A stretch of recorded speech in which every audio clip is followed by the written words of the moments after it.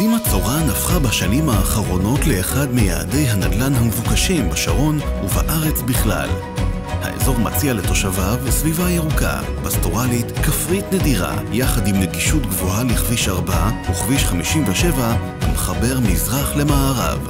קדימה צורן עוברת תהליך מואץ של התפתחות אורבנית עם הקפדה על איכות חיים.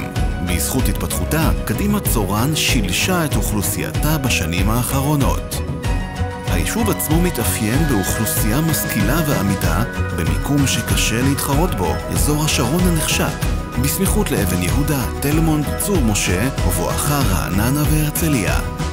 האזור שופע תשתיות נחוצות לרמת חיים גבוהה, מוסדות חינוך, מוקדי תרבות, קניות פנאי, תחבורה ציבורית, מרכזים קהילתיים ומרחבים פתוחים לרווחת התושבים. התכנון המרקמי מאופיין בחשיבה רוחבית על רווחת התושבים.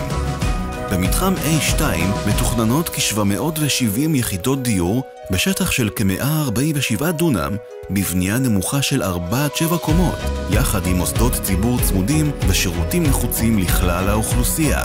השקעה בקרקע כבר בשלבים תכנוניים ראשוניים, מאפשרת למשקיעים ליהנות מעליית ערך משמעותית.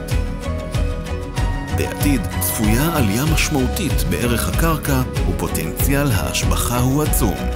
חברת אופטימל אינבסט פועלת בשנים האחרונות ברחבי השרון המבוקש ומאתרת הזדמנויות נדל"ניות אשר מגלמות את הפוטנציאל הגלום בסביבה ושמחה להיות בחוד החנית של הפיתוח האזורי בשרון. חברת אופטימל אינבסט מזמינה אתכם להפוך לשותפים לדרך ולהשקיע היום בפרויקט של המחר, המתחם מחדש צפון קדימה צורן.